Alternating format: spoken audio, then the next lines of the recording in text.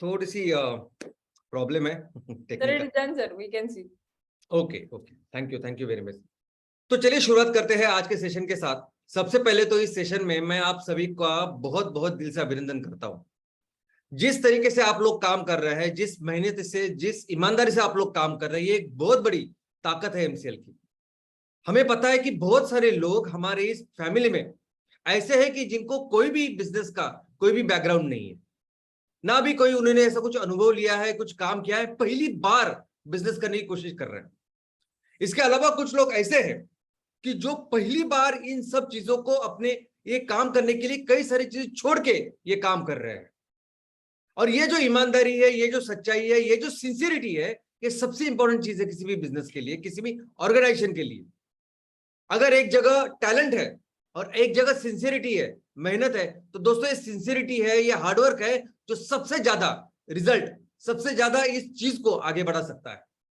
तो सबसे पहले आज इस सेशन की शुरुआत मैं आपके अभिनंदन से करना चाहता हूं, क्योंकि मैं देख सकता हूं जिस तरह से आप ईमेल भेज रहे हैं, जिस तरह से आप मेहनत कर रहे हैं, वो बहुत ही जबरदस्त, बहुत ही ईमानदारी से, सच्चाई से की हुई मेहनत है।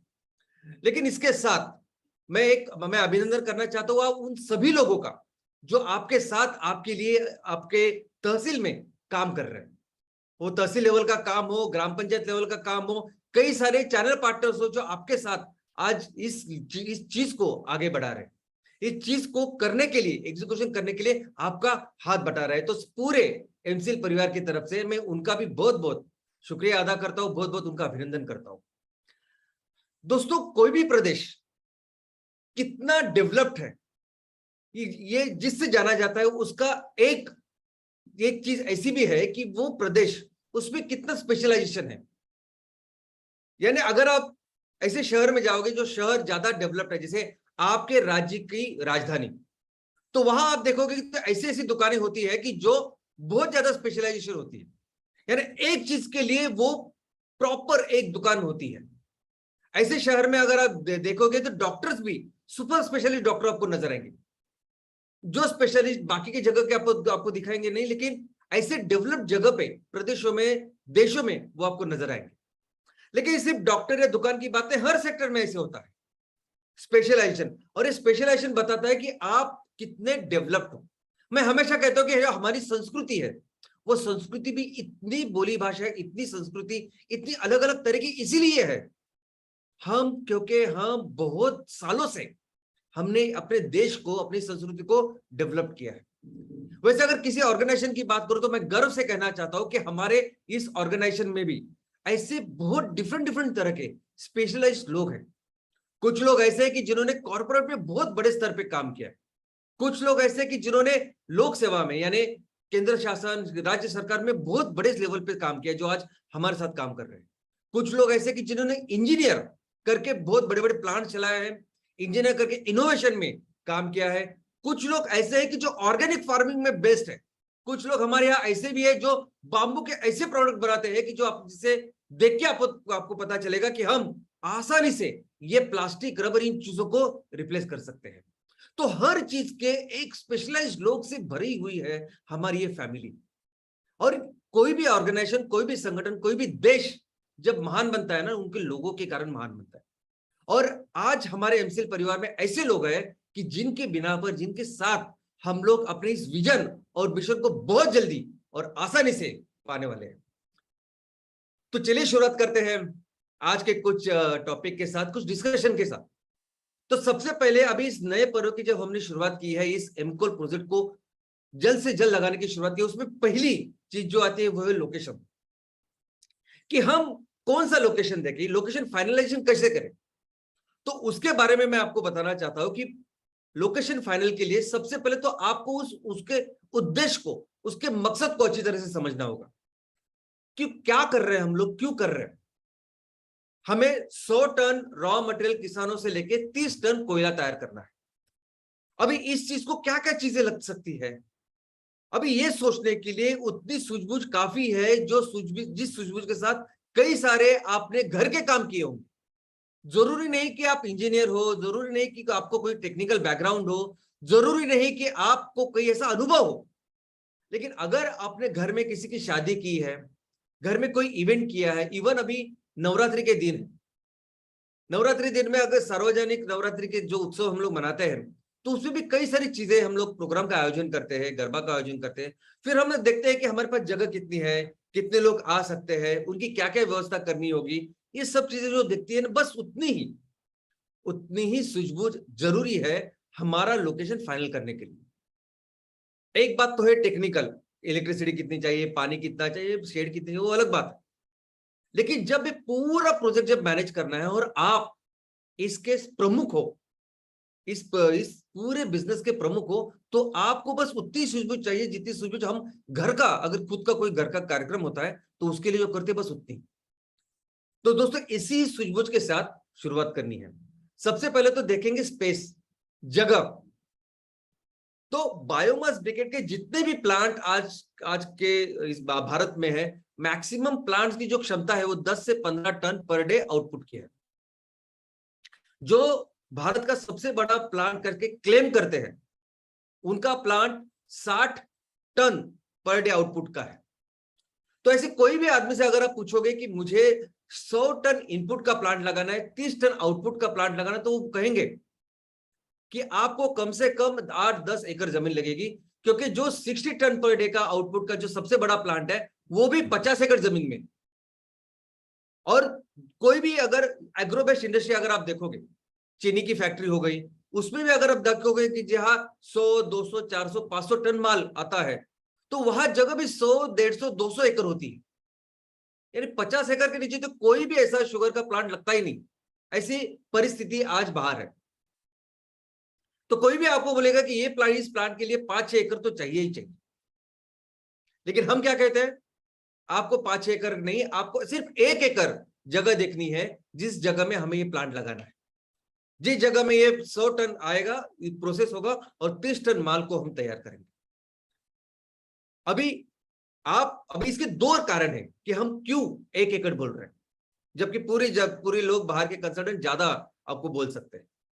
सबसे पहले तो 1 एकड़ ऐसी जगह है जो हम आसानी से हमारे तहसील में प्राप्त कर सकते हैं, हमें अवेलेबल हो सकती है ऐसा इंफ्रास्ट्रक्चर। लेकिन अगर मैं 5 एकड़ या उससे ज्यादा रखूं तो ये बहुत मुश्किल हो सकता है। हमारे कई सारे ऐसे तहसील है कि जहां इतने इंफ्रास्ट्रक्चर नहीं अवेलेबल।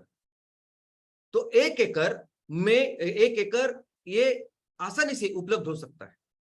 और जरूरी नहीं कि 1 एकड़ में काम ना हो, क्योंकि जब हम गांव की बात करते हैं तो गांव में शायद हो सकता है कि 100 टन माल हैंडल करने के लिए 50 एकड़ या 10-20-50 एकड़ लगेगी जमीन। लेकिन अगर शहरों की बात करें तो शहर में कई सारे ऐसे उद्योग हैं कि जहां 100 टन और उससे भी ज्यादा माल, रॉ मटेरियल हो, फिनिश प्रोडक्ट हो, इसको 1 एकड़ से भी कम जगह में हैंडल किया जाता है कि नहीं? आप अपने शहर में कचरे की कोई चीज है, कोई रद्दी वाली चीज है, या कोई भी ऐसा लॉजिस्टिक वाला जगह देखिए कि जहां 100 टन से भी ज्यादा माल वो एक कम से कम जगह में वो एडजस्ट करते हैं। वो देखते हैं कि कौन सा ट्रक कब आएगा, कितने जल्दी उसको हम डाउनलोड करेंगे, ये सब चीजों का उसमें इस्तेमाल होता है। तो 1 एकड़ ऐसी जमीन है कि जो आसानी से हम लोग प्राप्त कर सकते हैं और उसमें अच्छी तरह से मैनेज करके उसको हम लोग इस चीज के लिए उपयोग कर सकते हैं। और दूसरा कारण यह है कि आपको अपने तहसील में आने वाले दिनों में कई सारे सिर्फ कोल के प्लांट लगाने, ऐसा मैं बोलता हूं। यानी 2 एनर्जी और ऑयल एंड गैस, ऐसे 2 सेक्टर्स हैं। ऑयल एंड गैस में तो मीथेन ही जनरेट करना है, उसके बेस में ऑर्गेनिक फार्मिंग होने वाली है, उसके बेस में कई सारे सेक्टर्स हमारे डेवलप होने वाले हैं। हमने बहुत बार डिस्कस किया और आने वाले दिनों में भी मैं बहुत डिटेल में ये डिस्कस करूंगा और आप इसको करोगे। क्या होगा कार्बन डाइऑक्साइड से, क्या होगा मीथेन से, सीएनजी से, कुकिंग गैस से लेके हम लोग क्या क्या तैयार करेंगे, ये सब मैं आपको बताऊंगा। उसे बताऊंगा नहीं, आप करेंगे सब कुछ। लेकिन जहां तक कोल की बात है, ये कोल आज की तारीख में भी पूरी दुनिया में 60% से ज्यादा जो इलेक्ट्रिसिटी का निर्माण होता है वो कोयले से तैयार होता है। तो कोयले के भी प्रोजेक्ट करेंगे आप आने वाले दिनों में, कई सारे प्रोजेक्ट आपको कर रहे हैं। तो 1 एकड़ में अगर आप एक्सपर्ट हो गए तो आने वाले दिनों में उसको रेप्लिकेट करना बहुत आसान है, इसलिए 1 एकड़। दूसरे, इलेक्ट्रिसिटी कितनी चाहिए? तो ऐसे सभी बायोमास के प्लांट जो आज की तारीख में चल रहे हैं और जो आपने देखे भी होंगे, कहीं भी 100 किलोवाट से ऊपर बिजली नहीं है। लेकिन हम कहते हैं कि हमें बिजली चाहिए 315 किलोवाट। अभी 315 किलोवाट क्यों चाहिए? तो दोस्तों हमें वो बायोमास को कंप्रेस करके उसकी उसकी ब्रिकेट, उसकी पिलेट उतना ही नहीं बनाना है, हमें उससे इस तरह का कोयला बनाना है जो कोयला हमारे इस कोयले को रिप्लेस करे। ऐसा कोयला बनाना है कि जिसकी कैलोरीफिक वैल्यू बेहतर हो, ऐसा कोयला बनाना है कि जिसकी शेल्फ लाइफ, यानी नॉर्मल बायोमास ब्रिकेट जो है वो अगर आप इस ऐसे दिनों में, अभी बारिश के दिनों में तो ज्यादा रख भी नहीं सकते, वो उसको बहुत जल्दी हमें इस्तेमाल करना होता है, ऐसी इतनी उसकी लाइफ होती है। नहीं तो जैसे किसी खाने को फंगस आता है वैसे उसको आ सकता है, ऐसे कई सारे बायोलॉजिकल चीजें। लेकिन हमें ऐसा कोयला बनाना है कि जो ज्यादा देर तक हम लोग ऐसे ही रख सकते हैं, हम अपने देश से दूसरे देश को निर्यात कर सकते हैं। तो ये चीज करने के लिए लगती है इलेक्ट्रिसिटी। तो कितनी चाहिए मिनिमम? तो मैं तो आज की तारीख में कहूंगा कि आपके साइड पे वो इलेक्ट्रिसिटी होनी चाहिए। उसको अपग्रेड करे क्या करे तो ठीक है, हम लोग करेंगे। अगर आपके पास 100 किलोवाट भी है तो भी हम लोग देखेंगे कैसे उसको अपग्रेड कर सकते हैं, नहीं तो कैसे उसका ही इस्तेमाल करके हम लोग बाकी का काम आगे कर सकते हैं। शेड, शेड के बारे में भी अगर आप देखोगे तो ऐसी चीजों के लिए 100 टन जहां माल आ रहा है वहां 8,000 से लेके 10,000 स्क्वायर फीट इतनी जगह लगेगी, शेड लगेगी, सॉरी। लेकिन हम कहते हैं कि शेड आपको एक 5,000 स्क्वायर फीट की शेड चाहिए। लेकिन मैं तो इसके लिए भी हम लोग तैयार है कि अगर कम 3-3,500 स्क्वायर फीट भी आपकी शेड है, उसमें ये basic plant and machinery products तैयार हो, और जो यूटिलिटीज है वो अगर करनी है तो आजू बाजू, जैसे अभी नवरात्रि के लिए हमने मंडप तैयार किए हैं वैसे कुछ करेंगे, लेकिन उस प्रोजेक्ट को लगाएंगे, जल्दी से जल्दी लगाएंगे, और अपने वहां एग्जिस्टिंग इंफ्रास्ट्रक्चर में कैसे जल्दी से जल्दी उस प्रोजेक्ट को शुरू करते हैं उसकी दिशा में हम लोग काम करेंगे। और कई सारे ऐसे भी सुझाव आए हैं, कई सारे ऐसे मेल भी आए हैं, बहुत ज्यादा नहीं, थोड़े से, लेकिन उन्होंने कहा कि हमारे पास ओपन स्पेस है, ओपन स्पेस है, एनए है, लेकिन वहां इलेक्ट्रिसिटी नहीं, पानी नहीं, शेड वगैरह नहीं, तो क्या हम लोग इसका इस्तेमाल कर सकते हैं? वो ऐसे ऐसे सब है, तो सर नहीं करनी है आज।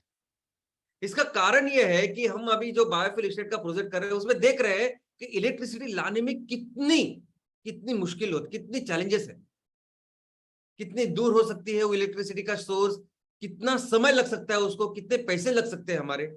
शेड्स की भी अगर मैं बात करूं, स्ट्रक्चर की भी बात करूं, तो उसको स्टार्ट करने के लिए सीधे सिंपल ग्राम पंचायत जो एनओसी होती है वहां से लेके कई सारी चीज लगती है। तो क्यों इसमें आज की तारीख में हम समय अपना वेस्ट करें, जबकि हमारे पूरा फोकस है कि जल्दी से जल्दी इस प्रोजेक्ट को शुरू करने के लिए। तो मैं आपसे विनती करता हूं कि कृपया आप जहां ये दो चीजें हो, इलेक्ट्रिसिटी और शेड हो, वही हम लोग आज की तारीख में आपका काम शुरू करते हैं। पानी, पानी का स्टोरेज हमें चाहिए 50,000 लीटर का। घर में अगर 5 लोग हैं तो हम लोग देखते हैं कि हमें 400 लीटर 500 लीटर की इतनी जो टाकी है या उतना जो स्टोरेज है उतना सफिशिएंट होता है। वैसे ही हमारे इस फैक्ट्री को, उस प्रोसेस को, या जो मजदूर है वहां काम करेंगे, सभी लोग वहां रहेंगे, उस सबकी जो यूटिलिटीज है उसके लिए जो पानी चाहिए वो लगभग 50,000 लीटर का है। वे ब्रिज, वजन काटा, वजन काटा तो कंपलसरी चाहिए, क्योंकि कितना माल आया, कितना माल गया, ये कैसे हम लोग इसका रिकॉर्ड करेंगे? तो इसके लिए कंपलसरी जब भी कोई माल रॉ मटेरियल आता है तो उसको भी हमें वे करना पड़ेगा, उसका वजन करना पड़ेगा, जाते वक्त भी वजन करना पड़ेगा, उसका रिकॉर्ड रखना पड़ेगा। आपके जगह पे अगर ये वजन काटा है तो बहुत अच्छी बात है, लेकिन वजन काटा अगर हमारी इस जगह पे नहीं है, आजू बाजू है, 100-200 मीटर पे है, तो भी हम उसका इस्तेमाल कर सकते हैं, लेकिन ये होना जरूरी है। और इसके अलावा कई बाकी के इंफ्रास्ट्रक्चर पे आपको नजर आएंगे। आपके जमीन को आप देखेंगे कि कंपाउंड कैसा है, हो सकता है कि कंपाउंड नहीं हो, तो ऐसी जगह पे कंपाउंड में बहुत ज्यादा बड़ा बड़ा हम दीवार नहीं लगाएंगे, ऐसा कुछ नहीं करेंगे। लीज की जमीन है वो, हम लोग आसानी से उस कंपाउंड को बड़े बड़े पेड़ लगा सकते हैं और अपने कंपाउंड तैयार कर सकते हैं। गेट नहीं है तो किस तरह का गेट तैयार कर सकते हैं उसके बारे में सोच सकते हैं, या आज का भी जो गेट है कैसे उसको बेहतर कर सकते हैं। सिक्योरिटी कभी नहीं, सिर्फ सिक्योरिटी के लिए नहीं है, सिक्योरिटी कभी इसके लिए है कि वो रिकॉर्ड कीपिंग के लिए, जो जो गेट से अंदर फैक्ट्री में जो भी ट्रक आएंगे, ट्रैक्टर आएगा, बैलगाड़ी भी हो सकती, तो ये सब चीजें हम लोग उसकी रिक्स का रिकॉर्ड रखें। जाते वक्त कितना माल जा रहा है उसका रिकॉर्ड रखे, इसके लिए चाहिए वो केबिन। उसके अलावा कुछ जगह ऐसी भी चाहिए जहां आप खुद बैठे, जहां आपका जो कुछ स्टाफ है वो बैठे, ये पूरी चीज को अच्छी तरह से उनका रिकॉर्ड रखें कि कितना काम किया, कितना काम हो रहा है। ये सब चीजों के लिए फिर ऑफिस, एडमिन बिल्डिंग, वो भी कहाँ रखे, कौन सी जगह आज अवेलेबल है, या हमारा अगर बड़ा शहर है तो उसके अंदर ही एक जगह पे रखे। ये सभी चीजों को हमें अपने घर जैसा, जैसे हम लोग अपना कोई उत्सव करते हैं, कोई इवेंट करते हैं घर में, इस तरह से सोचना है। मैं जब भी बोलता हूँ ना एक्शन प्लान, एक्शन प्लान यानी बहुत कुछ बड़ा ऐसा मत सोचिए आप। एक्शन प्लान यानी सिंपल, मैं इस चीज को कैसे हर दिन डे टू डे लेवल पे मैनेज कर सकता हूँ, कैसे मैं अगर मुझे इस चीज को चालू करना है तो क्या क्या चीजें हैं जो मुझे सोचनी पड़ेगी। आप सिर्फ एक वही पेन लेके बैठिए, इसके बारे में सोचिए, छोटी छोटी चीजों का आप ख्याल रखिए, बस यही है action plan. Feasibility of Napier grass, अभी इसके लिए जो 100 टन माल नेपियर ग्रास आएगा, किस तरह से आएगा, कितनी गाड़ियां आएगी, मेरे इस तहसील में, मेरे इस गांव में कौन सी गाड़ियां, यानी ट्रैक्टर सही रहेगा या बाकी कुछ गाड़ी रहेगी, उनका कितना कॉस्ट रहेगा, ये सभी चीजें आपको देखनी है। उसके अलावा रोड कनेक्टिविटी भी जरूरी है, क्योंकि रोड के बिना तो ना माल आ सकता है, ना बाहर हमारा फिनिश प्रोडक्ट जा सकता है। तो ये सभी चीजों को हमें लोकेशन फाइनलाइजेशन में कंसिडर करना होगा, और इस सभी चीजों के बेसिस पे ही हमें लोकेशन को फाइनल करना है।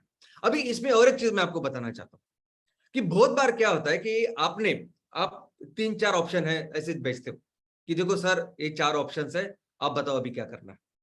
तो ठीक है, हम लोग भी देखेंगे, हम देखेंगे कौन सी चीजें जरूरी है जो प्रायोरिटी वाइज है और जो बेहतर है।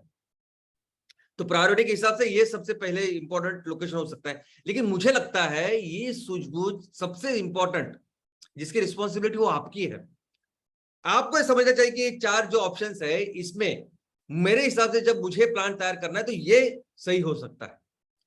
तो डिसीजन जब लेना है, उसके बारे में जब सोचना है अच्छी तरीके से, तो मुझे लगता है कि आप सबसे इंपॉर्टेंट पर्सन हो जो इसके बारे में डिसीजन आपको लेना है, ले सकते हो।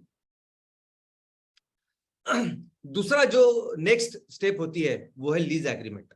तो ठीक है, हमने इंफ्रास्ट्रक्चर देखा, ये लोकेशन फाइनल की, तो फिर आगे लीज कैसे करें, एग्रीमेंट कैसे करें।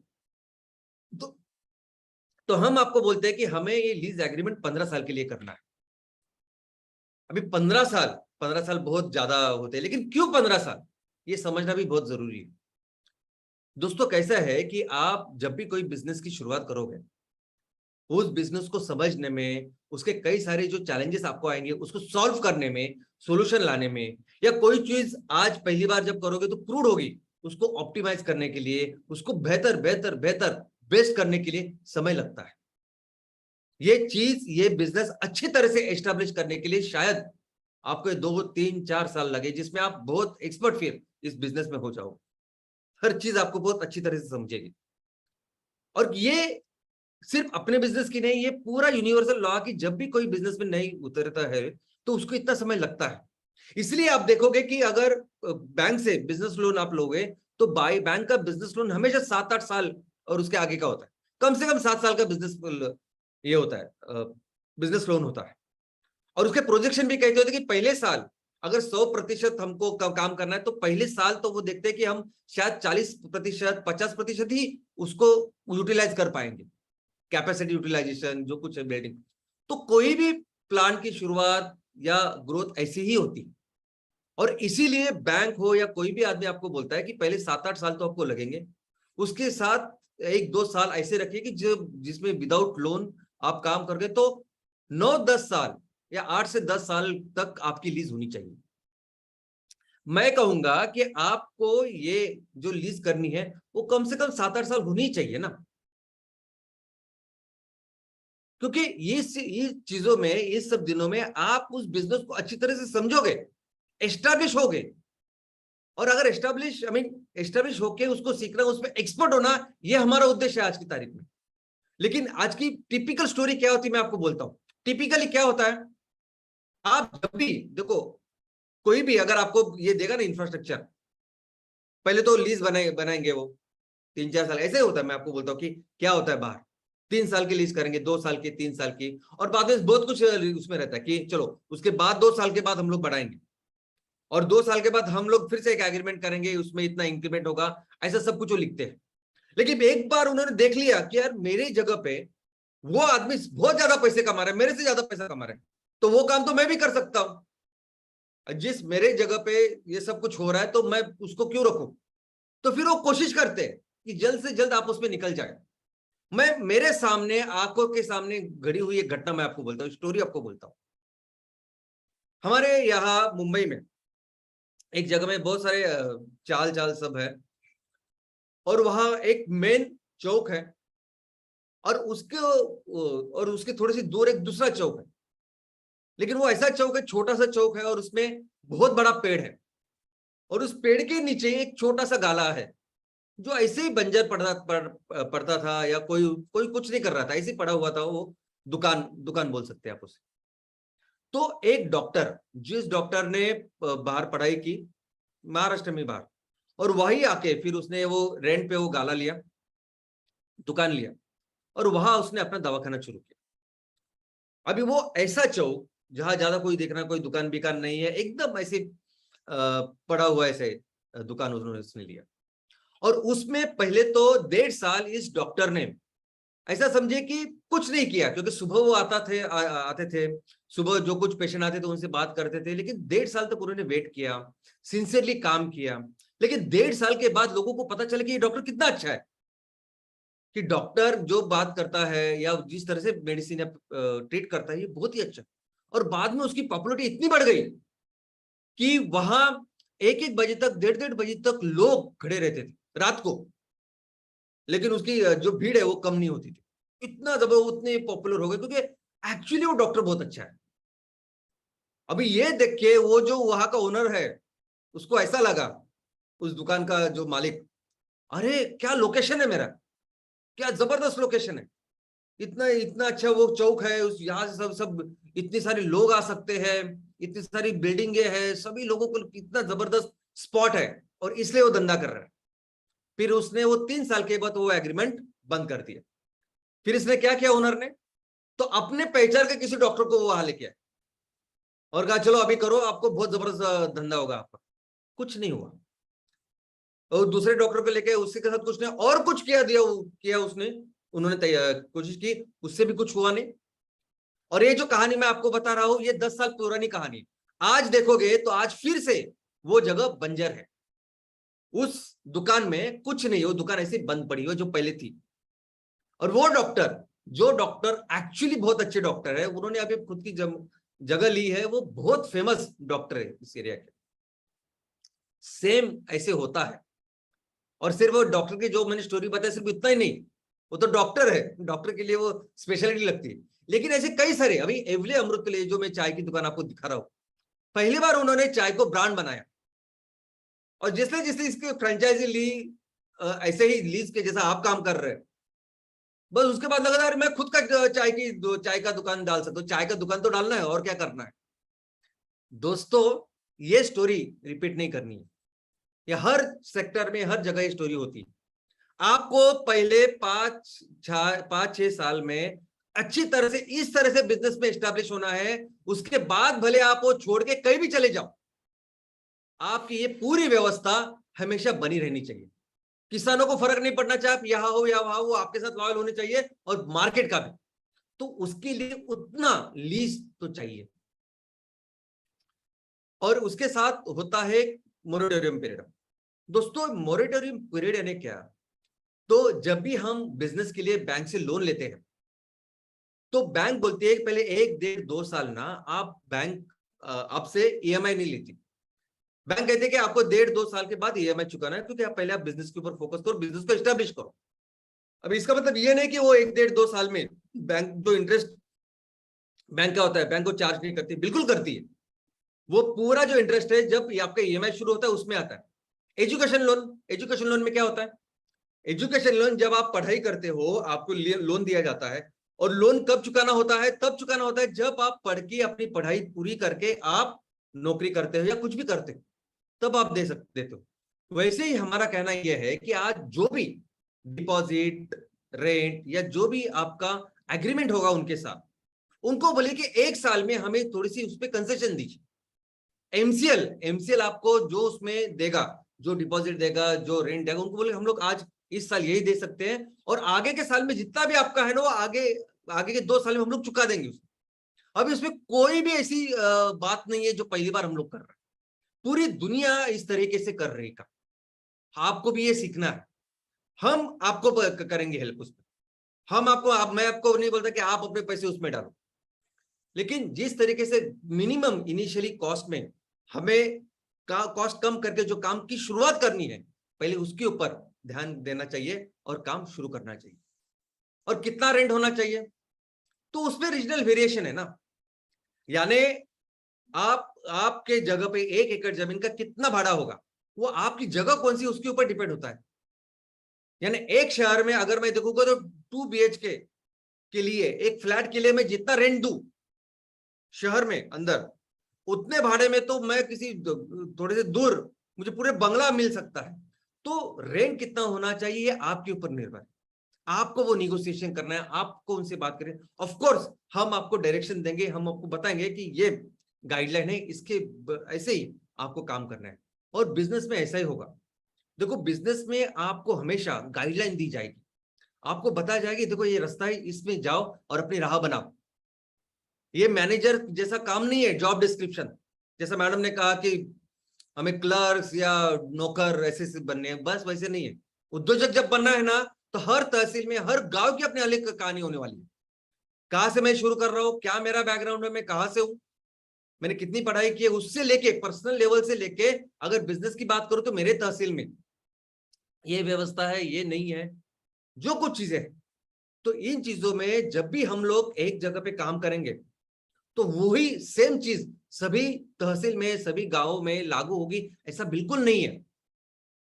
ये प्रकृति के अनुसार, प्रकृति के नियमों के अनुसार हर चीज की अपनी अपनी एक व्यवस्था होगी, इकोसिस्टम होगा।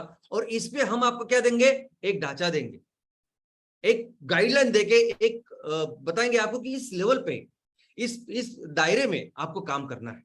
वो दायरा हम हमेशा आपको देंगे, आपको हमेशा एक गाइडलाइन मिलेगी जिसके आगे चल के आपको अपने जो एसओपीज है, जो पद्धति है, उसको पूरा करना है। इसके बाद क्या करेंगे हम लोग, एक बार आपने लोकेशन फाइनल किया, एग्रीमेंट भी हो गया, तो हम लोग प्रोजेक्ट के पहले कुछ एक्सपेंसेस करेंगे, यानी कुछ काम करेंगे। क्या काम करेंगे, तो सबसे पहले मैं आपको बता दूं कि ये जो प्रोजेक्ट पहला हम लोग एमकोल का करेंगे, तो आपको ये समझना जरूरी कि ये बहुत इंपॉर्टेंट प्रोजेक्ट है जो लोगों को कंप्लीटली डेडिकेटेड है। क्योंकि हम ये जो प्रोजेक्ट है, इस प्रोजेक्ट का ये कि जो 10-15 किलो है जिनको हमने अपने मिशन और विजन में जोड़ा है, उनके लिए जल्द से जल्द कुछ करना। और सभी लोग आज एक उम्मीद लगा के बैठे हैं, इस उम्मीद को विश्वास में तब्दील करने का जरिया है ये प्रोजेक्ट। तो आपको ये प्रोजेक्ट बहुत अच्छी तरीके से करना है। इसीलिए तो क्या करना होगा, तो आपको ये प्रोजेक्ट बहुत बहुत बहुत सुंदर ऐसे रखना है। यानी बहुत सुंदर इसका मतलब बहुत ज्यादा खर्चा करना है क्या, नहीं, अपने पास तो बहुत लिमिटेड, जैसे डीमार्ट की जो स्टोरी है, आपको पता है कि हम लोग जो कोल बेचने वाले हैं उसको अपर मार्केट रेट है। मैंने आपको एग्जांपल दिया कि जैसे दूध है, जैसे पेट्रोल है, डीजल, वैसे उस लिमिट में ही हमको काम करना है। तो हम देखेंगे कि कैसे हम अपने खर्चे कम करें ताकि प्रॉफिट अच्छा रहे और प्रॉफिट और सब में अच्छी तरह से बटे। लेकिन इसके साथ आज जो बायोमास के प्रोजेक्ट जो भी आप देखोगे, पूरी भारत की बात करते हैं, सबसे ज्यादा तो भारत में ही है ये बायोमास के प्रोजेक्ट, बायोमास ब्रिकेट के प्रोजेक्ट, यानी कचरे के प्रोजेक्ट ऐसे लगेंगे आपको, इस तरीके से वो दिखते हैं, वैसे नहीं करना है हमको। हमें अपना प्रोजेक्ट बहुत ही खूबसूरत दिखना चाहिए। अभी एक बस्ती में सब लोग रहते हैं, एक चाल में सब लोग रहते हैं, सब तो सबके पास घर उतना ही रहता है, लेकिन आप देखोगे कोई घर बहुत सुंदर लगता है, अच्छा लगता है। क्यों लगता है, तो वैसे ही हमको अपने इस प्रोजेक्ट को अपने घर जैसा रखना है, साफ सुथरा रखना है। घर समझिए ना उस पूरी चीज को। जब आप जाओगे तो आपको ये पता चलेगा कि यार अगर ये मेरी घर है, मैं यहाँ मुझे रहना है, ये मेरा मंदिर है, तो उसमें मैं कैसे उसको अच्छा कर सकता हूँ। जैसा मैंने कहा, ज्यादा से ज्यादा पेड़ लगाइए, ज्यादा से ज्यादा ऐसी साफ सुथरा, बिल्कुल कोई कचरा नहीं होना चाहिए, ऐसा देखिए आप। व्यवस्थापन अच्छी तरीके से करिए। कोई भी आए और वहां देखे तो उनको अच्छा लगना चाहिए, वाह हमने जिस पे भरोसा रखने उसने बहुत अच्छी तरह से ये काम करके दिखाया। ये आपको करना है। और इसमें कुछ चीजें ऐसी होती है ना जो बहुत बेसिक होती है, लेकिन उसके ऊपर ज्यादा हम लोग ध्यान नहीं देते। सबसे पहले पीने का पानी। अब पीने के पानी के लिए मैं बोलता ही नहीं बिल्कुल वो कूलर विलर लगाइए, आप कुछ करने की जरूरत नहीं कूलर की, लेकिन जितनी जरूरत है उतने पर्याप्त आप वो पानी के मटके तो रखिए। एक बड़े अपने मिट्टी के मटके अगर 4-5 जगह पे आपने लोकेशन रखे, कोई भी आदमी आएगा तो उसको अच्छा पानी मिलेगा। ये बहुत इंपॉर्टेंट चीज है। एक थोड़ी सी चाय की अगर आपने व्यवस्था करी, ज्यादा उसको नहीं लगता लेकिन फर्क पड़ता है इन सब चीजों से। दूसरी इंपॉर्टेंट चीज है सैनिटेशन, टॉयलेट्स। अभी मुझे कभी कभी बहुत ही आश्चर्य होता है कि खास करके सरकारी बिल्डिंगों में करोड़ों खर्चे होते हैं उस बिल्डिंग के ऊपर, लेकिन टॉयलेट की व्यवस्था देखोगे तो टॉयलेट की बिल्कुल बिल्कुल वो आप जा भी नहीं सकते। ऐसा कभी कभी टॉयलेट होता है उसका। वैसे ही अगर आप टूरिज्म में देखोगे ऑल ओवर द वर्ल्ड, कोई भी टूरिस्ट अभी कहीं जाते हैं, इवन अपने भारत में भी कितने सारे लोग जब कभी जाते हैं और कहाँ रहना है वो कैसे डिसाइड करते हैं, तो वो देखते हैं कि पहले उस होटल का टॉयलेट कैसे है। अगर टॉयलेट सही है अच्छा तब वो फैमिली वहां जाके रहती है।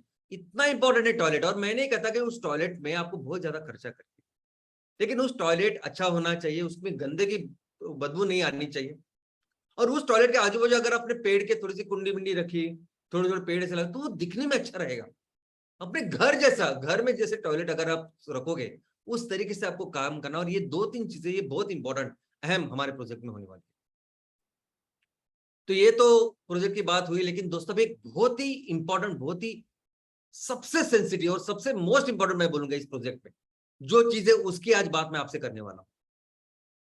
सबसे पहले मैं आपको बताने वाला हूं कि ये पूरा काम जैसा हमने डिस्कस किया, ये पूरा काम हम लोग कर रहे हैं किसानों के लिए। उनकी उनकी जो आमदनी, जो वादा हमने उनको किया है उसके लिए। हमें सबको पता है कि हमारा जो ज्यादा मार्जिन है बिजनेस है वो आने वाला है सीएनजी से। सीएनजी, ऑर्गेनिक फार्मिंग, वो फर्टिलाइजर और बाकी कई सारी चीजें, और वही करेंगे हम। वो वो सबसे इंपॉर्टेंट है। लेकिन उसके साथ ये जो कोयला, ये जो एमकोल हम लोग बना रहे हैं, इसका मेन उद्देश्य हमारे किसानों के लिए है। तो अगर प्रोजेक्ट की हम लोग प्लानिंग कर रहे हैं तो कब हम लोग किसानों को बोलेंगे, कब बोलेंगे कि आप ये अभी लगाओ, हम लोग लेने के लिए तैयार है, तो उसका भी नियोजन हमें आज करना पड़ेगा। और क्या नियोजन है, तो आप सबको पता है कि हमारे इस देश में 2 तरह के हंगाम होते हैं कि जहां इस रॉ मटेरियल को उगाया जाता है। एक है खरीफ, एक है रबी, लेकिन कई सारी जगह पे तीसरा भी हंगाम है। यानी एक तो है खरीफ जो बारिश के साथ शुरू होता है, जून जुलाई में आप शुरू करते हैं और अक्टूबर तक उस फसल आती है। दूसरी होती है रबी जो ठंडी के मौसम में शुरू होता है। और तीसरा इन दोनों के बीच में भी हो सकता है जिसको जैद कहते हैं। तो आज हमारे सामने क्या है, तो आज हमारे सामने है रबी का सीजन। आज हमारे सामने है कि जो अक्टूबर से लेके दिसंबर तक एक सीजन होता है, दिसंबर के मिड तक सीजन होता है कि जिसमें हम लोग किसानों को बोल सकते हैं कि आप अभी ये लगाओ, और वो फिर जो फसल है वो आगे के 3-4-5 महीने में तैयार होती है। ये है रबी सीजन। और अगर हम आज के तारीख में ये प्लान कर रहे हैं हमारे इस प्रोजेक्ट्स का, और हमारा पूरा पूरा फोकस है, उद्देश्य है कि हमें इस बिजनेस व्यवस्था को एस्टेब्लिश करना है हमारे तहसील में, तो दोस्तों हमें अभी तैयार होना पड़ेगा। इस रबी के सीजन में लोगों को बोलने के बाद, ये नेपियर घास लगाने के बाद जब वो क्रॉप शुरू जब आएगी, यानी अगर आपने दिसंबर में लगाया तो ऐसा समझिए कि मार्च में ये पूरी फसल आने वाली है, और मार्च में हमें पूरी तरह से होना है। कई सारे लोग ऐसे जो नवंबर में लगाएंगे, तो वहां जब लगाएंगे तो फरवरी में ये फसल आएगी। जब नेपियर घास लगाओगे तो 3 महीने बाद ये फसल तैयार होने वाली है, तब उसके बाद तो उस फसल के लिए 3 महीने के बाद हम सब रेडी होनी चाहिए। और यही अभी हमारा उद्देश्य है, यही हमारी प्लानिंग है कि हमारे पास टाइम नवंबर या मिड दिसंबर तक है। हमें ये पूरी जो चीज है, जो पूरी व्यवस्था ये पूरी करनी है। और इसके साथ इस नवंबर या इस दिसंबर में हमें किसानों को बोलना है कि अभी आप लगाओ, हम आपसे इस फरवरी मार्च में इसको जब भी ये फसल आएगी हम उसको खरीदेंगे। और दोस्तों यही तो है ना पर्व। जब भी हम लोग कहते हैं, हम लोग अभी इतने दिनों से डिस्कस कर रहे हैं कि अब नए पर्व की हमने शुरुआत की है, बिजनेस पर्व की शुरुआत की है, तो इसका सबसे कोर क्या है कि माल, उस प्रोडक्ट का उत्पादन करना और उसको बेचना। तो ये पूरी जो कहानी, ये पूरी जो एक्टिविटीज है, उसको तब तक कोई अर्थ नहीं जब तक हम एक्चुअली वो माल को तैयार करके बेचते नहीं। तो आप सबका ये उद्देश्य, हम सबका, आप सबका नहीं, हम सबका, कि हमें आप सभी की फैक्ट्री फरवरी मार्च में शुरू ही करनी है। रिवोल्यूशन बोलेंगे तो उसी तरह से होना चाहिए ना, कि आपको कुछ भी करके अभी इस रबी हंगाम को टारगेट करके अपना काम उस तरह से करना है, और अपने प्रोजेक्ट को किसी भी सूरत में, किसी भी हालत में हमें फरवरी मार्च में इस प्रोजेक्ट को शुरू करना है, यानी प्रोडक्ट तैयार करना है और बेचना है उसको। और यही सबसे इंपॉर्टेंट आज की तारीख में काम है। और इस काम में पहले फेज में कम से कम कितने प्रोजेक्ट लगाने, तो 250 प्रोजेक्ट करने पड़ेंगे। अभी आपको हमेशा लगेगा क्या सर हमेशा ये 200 250 इतने प्रोजेक्ट की बात करते हैं।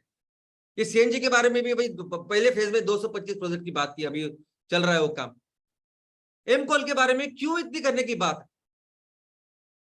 लोग शायद ऐसे भी कहते होंगे, और मुझे ऐसा लगता है कि एक यहां देखने का नजरिया ऐसे भी है कि अगर 10 15 20 प्रोजेक्ट भी आपने इमीडिएटली स्टार्ट किए, जहां आप किसानों से माल ले रहे हो, माल तैयार कर रहे हो, बेच रहे हो, ऐसी व्यवस्था करी तो सभी लोग खुश हो जाएंगे। सभी लोग को पता चलेगा कि एमसीएल जो बोल रही है वो कर रही है, पैसा अच्छा हो रहा है, वो मेरा होने वाला है, और उस तरीके से ये आगे बढ़ेगा। कोई बात नहीं, अच्छी बात है ये।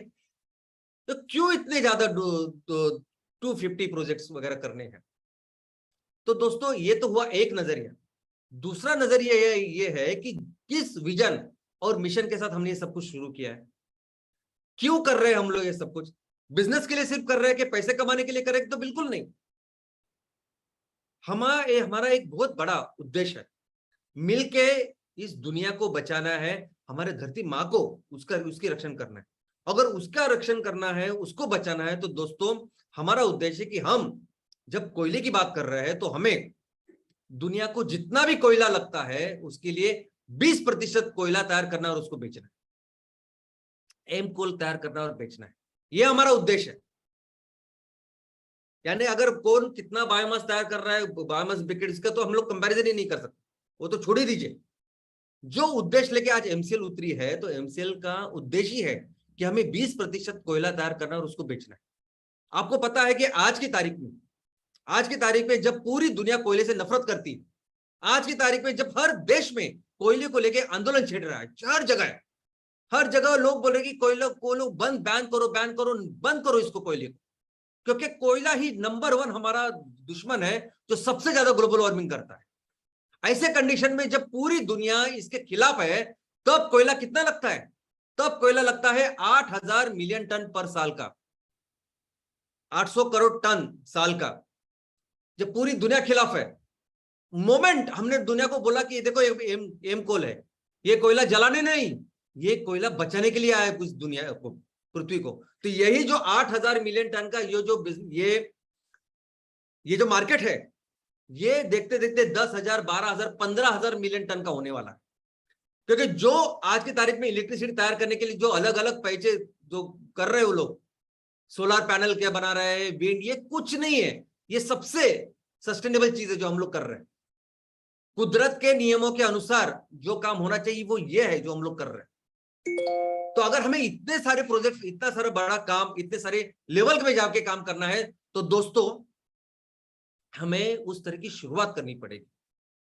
अगर हम लोग कह रहे हैं कि हमें 20% कोयला तैयार करना और दुनिया को बेचना है, तो आपको पता है हमें क्या करना पड़ेगा? हमें कम से कम, यानी आपके हर तहसील में, मैं सिर्फ 250 तहसील की बात नहीं कर रहा हूं, मैं प्रैक्टिकली बात कर रहा हूं कि हमारे देश के ये 5500 तहसील में 40 से 60 प्रोजेक्ट लगाने पड़ेंगे, तब जाके 20% लगाएंगे हम लोग। आप जो भी काम आज कर रहे हो ना, कोई भी काम लोकेशन के लिए कर रहे हो, लोगों से बात कर रहे हो, मोरेटोरियम की बात, सब कुछ घूम रहे हो, यहां वहां जाओ, ये मेहनत आप उस एक प्रोजेक्ट के लिए नहीं कर रहे। ये प्रोजेक्ट उस 40 50 60 प्रोजेक्ट के लिए कर रहे हैं जिसकी क्षमता आज आपके तहसील में है। और मुझे बताने की जरूरत है बार बार, आप जब यहां तक आए हो तो आपको पता है कि 100 टन माल हर दिन आने के लिए रॉ मटेरियल इतनी ही जमीन लगेगी सिर्फ। और मेरे तहसील में इतनी जमीन है तो मैं कितने प्लान कर सकता हूं, ये आपको पता है। और जो मेहनत आज आप कर रहे हैं ना, वो वही मेहनत है जो इस प्रोजेक्ट को बहुत फास्ट आगे रेप्लिकेट करेगी। ये वही मेहनत है जो मैकडोनल्ड के उन्होंने इनिशियल लोगों ने सिर्फ एक दुकान पे की थी मैकडोनल्ड के। ये वही मेहनत है जब हल्दीराम ने एक पहले दुकान में नागपुर में। ये वही मेहनत है जो एक चाय के लिए वो अमृत करके चाय उस पे उन्होंने भाइयों ने वो की थी, एक चाय के ऊपर, एक चाय की दुकान के ऊपर। तो ये मत सोचिए कि आप मुझे कैसे भी करना, मैं जब आपको कुछ बोलता हूं कि नहीं ऐसा ही होना चाहिए, देखो आप ढूंढो, फिर पूरे चप्पा चप्पा छान मारो, करो। और एक प्रोजेक्ट नहीं है, आप उसकी नींव बना रहे हो, फाउंडेशन तैयार कर रहे हो। तो जो मैं कहता हूं कि हमें 250 प्रोजेक्ट करने हैं पहले फेज में, ये कुछ भी नहीं है। इतना बड़ा समुद्र में जितना जो जरूरत है उसमें कुछ भी नहीं है दोस्तों। लेकिन अभी क्या जरूरत है मैं आपको बोलता हूं, जरूरत है टाइम बाउंड मैनर, यानी टाइम टेबल, ये जो हमारा टाइम बाउंड मैनर में काम करने के। अभी कितना भी बहुत ज्यादा समय तक हम लोग इसको नहीं एक्सटेंड कर सकते।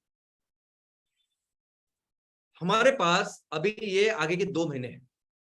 किसी भी सूरत में हमें नवंबर दिसंबर में कुछ किसानों को बोलना ही पड़ेगा कि अभी आप लगाओ, मार्च में, फरवरी मार्च में हम लोग आपसे खरीदेंगे। क्योंकि अगर आपने ये मिस कर दिया, अगर हमने ये काम किया नहीं अभी, तो कौन रबी अगर गया तो फिर खरीफ, तो फिर आगे आप जून जुलाई में आपको करना पड़ेगा ये नेपियर ग्रास। और जून जुलाई में अगर आपने नेपियर ग्रास करेंगे तो उसकी फसल जो आएगी, उसकी फसल आएगी फिर आगे के अक्टूबर में।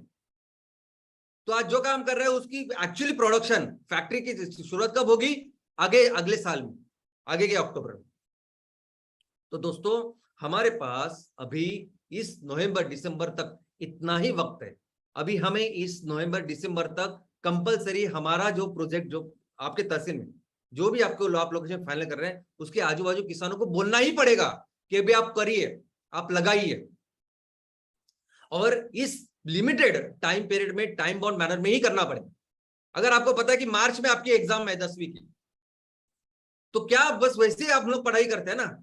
आप साल भर पढ़ाई कर रहे हो, नहीं कर रहे हो, जो कुछ है, आप होशियार हो नहीं हो, जो कुछ है, लेकिन अभी उसमें एग्जाम देनी पड़ेगी। और अभी इस महीने में हमें यो प्लांट के प्रोडक्शन शुरू करना है। और हमेशा याद रखिए एलिजिबिलिटी क्राइटेरिया, मैं जो बोलता हूँ एमबीपी, ये सैटरडे सेशन, ये देखो ये करना है। अगर आप उसके लिए पढ़ाई करनी है, जो कुछ हम लोग बोलते करो, तो ये करना ही करना है। क्योंकि जो चीज जिसमें हम लोग जा रहे हैं ना, ये बिजनेस, ये कंपटीशन है ही नहीं, युद्ध है ये, युद्ध। आपको जो लगता है कि इतना बड़ा मार्केट है, इतना सब कुछ है, मैं हम लोग ऐसा करेंगे, और हम लोग पूरी दुनिया के लिए दवाई लेके आ रहे हैं, तो पूरी दुनिया एकदम पूरे ओपन हैंड से हमें एक्सेप्ट करिए, ऐसा नहीं है बिल्कुल। ये जो प्रोजेक्ट, ये जो ऑयल एंड गैस, ये जो एनर्जी की व्यवस्था है, ये इतनी भीषण है, ये इतनी जटिल है कि बाहर की कोई भी कंपनी, कितनी भी बड़ी कंपनी हो अपने देश की बाहर की, वो ऑयल एंड गैस में यहां भारत में बिजनेस नहीं करती। अगर वो नंबर 1 कंपनी भी है, जैसे आरामको कंपनी, अगर उसको भारत में आना है तो उसको आना ही पड़ेगा रिलायंस के साथ। ब्रिटिश पेट्रोलियम करके बाहर की कंपनी है, उसको शुरू करना ही पड़ेगा अपना पेट्रोल पंप जियो के साथ।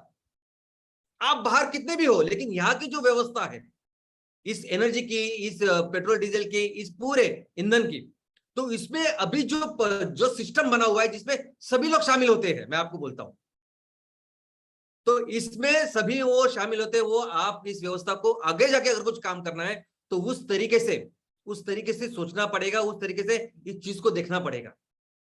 दूसरा मैं आपको बोलता हूं, अगर आपको लगेगा कि एक तहसील है, तहसील में तो कितने 50-60 प्रोजेक्ट हो सकते हैं, मैं अपना 10-15 कर लूं, बाकी की कंपनी आएगी वो अपना अपना कर लेंगे, सब अपना अपना बिजनेस करेंगे, उसमें क्या प्रॉब्लम है? ऑयल एंड गैस में ऐसा नहीं होता। ऑयल एंड गैस यानी मोबाइल नहीं है कि बस 50 कंपनी आएगी और मोबाइल का बिजनेस करेगी। ई कॉमर्स नहीं है दोस्तों। इसमें जब कोई कंपनी, एक तो मैं बार बार हमेशा बोलता हूं कि एक बार आपने प्रोजेक्ट शुरू किया ना, 50 लोग रहेंगे वहां सेम आपके जैसा काम करने के लिए। मैं अभी लिख के देता हूं, 50 अलग अलग लोग रहेंगे उसमें। ऐसा समझिए कि 2-4-5 बहुत बड़े कॉर्पोरेट भी हो सकते हैं। और ये जब आएंगे ये देखेंगे कि आपको पूरी तरह से वो आपको बिल्कुल कुछ करने नहीं देंगे। अगर आपको काम करना है तो आपको बस पूरी तरह से सरेंडर होना पड़ेगा, आपकी कंपनी उनको बेचनी पड़ेगी और उनके अंदर काम करना पड़ेगा, यही तरीका होता है। वे बोलते हैं ये मोबाइल जैसा नहीं है कि कोई भी नोकिया आ सकता है बिजनेस कर सकता है, एप्पल आ सकता है बिजनेस कर सकता है, और उसको कोई एसोसिएशन की जरूरत नहीं होती। ये अलग सेक्टर है। इस सेक्टर में, इस एनर्जी में, इस ऑयल एंड गैस में इसी तरह का काम होगा। एक तो आप रहेंगे, नहीं तो सामने वाला रहेगा। और इसीलिए मैं कहता हूं ये जो चीज मैं आपको बोलता हूं ना, ये एमवीपी कीजिए, सैटरडे सेशन कीजिए, हर ग्राम पंचायत के लेवल पे अपने अपना जो उद्योजक है उसको उसको बड़ा कीजिए। अभी एमवीपी को लेके भी हम लोगों ने बहुत उसका शिथिल किया है, रिलैक्स किया है। वो आप अपने सीनियर बीडीए से पूछो, वो बताएंगे आपको क्या करना है। लेकिन सबसे इंपॉर्टेंट है सैटरडे सेशन। सैटरडे सेशन में हजारों प्रॉब्लम की एक दवा है सैटरडे सेशन। अगर कुछ भी, अब मैं अभी देख रहा हूं कि हमारे कितने सारे उद्योजक हैं, आप जैसे जैसे आपका पॉपुलर, आप अब तो बिजनेस करना होना बाकी है, शुरू होना बाकी है, लेकिन आज भी जो आप काम कर रहे हो, 10,000 15,000 लोगों को लेके आप जा रहे हो, इतनी बड़ी आप एक विजन और मिशन लेके जा रहे हो, तो लोग जलने वाले रहेंगे, लोग तकलीफ देने वाले रहेंगे, दुश्मन तैयार होंगे आपके। नहीं तो ऐसे भी हो सकता है कि ऑलरेडी दुश्मन है और जिनको अभी कुछ मिला है आपके ऊपर कुछ करने के लिए, ऐसे भी लोग हो सकते हैं। लेकिन ये सैटरडे सेशन ऐसी चीज है, हजार आई मीन 100 दुश्मन हो अगर आपके तहसील में, आप अकेले हो अगर, कंपलसरी हर हफ्ते सैटरडे सेशन सिंसियरली कीजिए। हर हफ्ते अपने गांव के लिए, अपने तहसील के लिए एक दिन, जैसे गुरुवार को हम लोग मंदिर जाते हैं, पूजा करते हैं, शुक्रवार को नमाज अदा करते हैं, रविवार को मास के लिए जाते हैं, वैसे तहसील के लिए एक आधा घंटा खड़ा रहिए ना। और मैं नहीं बोलता वहां एमसीएल का कुछ प्रमोशन मत कीजिए, आपके कंपनी के बारे में कुछ मत बताइए, लेकिन हमारे गांव के भविष्य के लिए, हमारे तहसील के भविष्य की तो बात कीजिए ना। अगर वहां गांव की नदी का कुछ प्रॉब्लम है, कुछ और कुछ इलेक्ट्रिसिटी हो सकती है, कोई भी ऐसी चीज जो समाज के हित है, उसके लिए खड़े होइए ना। क्योंकि अगर आप सिंसियरली ये काम करोगे तो ये आई मीन ये ऐसी चीज है कि अगर आपके दुश्मन भी है बहुत सारे, लेकिन उनको भी उनकी उनकी फैमिली है, उनके बीवी बच्चे हैं, माता पिता है, और अगर आप सिंसियरली काम करते हो, 1 2 3 4 हर हफ्ते कर रहे हो आप, तो एक तो बात समझ में आती है ना कि ये आदमी भले कैसे ही हो, पर्सनली शाम कैसे भी हो, लेकिन हर हफ्ते वो आता है, हर हफ्ते इस चीज को आगे लेके जाने की कोशिश करता है, उस विजन और मिशन के लिए सिंसियर एफर्ट्स कर रहे हो। अब मुझे बताइए वो दुश्मन क्या करेगा। लेकिन आप जब ये सैटरडे सेशन ही नहीं करोगे, और जो मैं बोलता हूँ नहीं ना कि बिल्कुल कुछ मत, प्रोडक्ट बिडक्ट धंधा बिंदा कुछ मत बोलिए उसके बारे में, आप ऐसी चीजें बोले और कोई नहीं करता। देखो लोगों को भी क्या चाहिए, मैं आपको बोलता हूँ, जो लोग भी है ना हमारे गांव में, हमारे देश में, क्या चाहिए उनको, ये पैसे वैसे के लिए सब लोग खड़े हैं क्या, ऐसा नहीं कुछ। उनको चाहिए कि कोई ऐसा आदमी हो जो उनके भविष्य के बारे में सोचे, कोई ऐसा आदमी हो जो सिंसियरली उसके ऊपर काम करे और हम लोग उस पर ट्रस्ट कर सकते हैं। तो ऐसा करें ना आप, अगर खुद हो आपके पास 2 4 एमबीपी, करिए ना हर हफ्ते ये एमबीपी सैटरडे सेशन। जैसे मैंने कितनी बार आपको कहा कि इसी पद्धति क्या है, नहीं कोई आगे आ रहे तो सब अपनी फैमिली के या अपने आजू बाजू के जो 2 4 मेंबर उनको सामने खड़े रख के चालू तो कीजिए आप। लोगों को पता तो चले कि हर हफ्ते ये आदमी इसी जगह पे, इसी टाइम पे जाके हमारे भविष्य के लिए कुछ कर रहा है, आज के प्रॉब्लम को सुलझाने के लिए कुछ कर रहा है। ये सबसे सबसे सबसे इंपॉर्टेंट चीज है। ये ना सिर्फ आपको एक कंपटीशन, ये जो वॉर की बात कर रहा हूं ना मैं, इसके आगे रखेगा हमेशा, लेकिन ये सभी लोग आपके लिए हमेशा जिंदगी भर खड़े रहेंगे।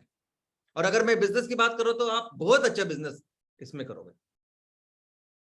और ये जो विजन है हमारा कि हमें अपने तहसील को एक राज्य बनाना है, एक सुजलाम सुफलाम राज्य जो पूरी तरह से 100% आत्मनिर्भर हो।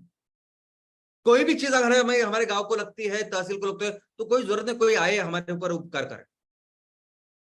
एजुकेशन हो या अच्छे रोड्स हो, मेडिकल की व्यवस्था हो, स्कूल वगैरह, बाकी सब कुछ जो चीजें, पानी की व्यवस्था हो, इलेक्ट्रिसिटी की व्यवस्था हो, अब ये सब चीजें अगर गांव में करनी है, तहसील में करनी है, तो पैसे लगेंगे ना, पैसे बहुत जरूरी है। और आप सोचिए कि एक प्रोजेक्ट जब आप हम लोग तैयार करेंगे एमकोल, और उसको माल बेचेंगे ना हम लोग अपने तहसील के 30 लाख रुपए, एक प्रोजेक्ट की वजह से 30 लाख रुपए हम अपने तहसील के लिए तैयार करने वाले।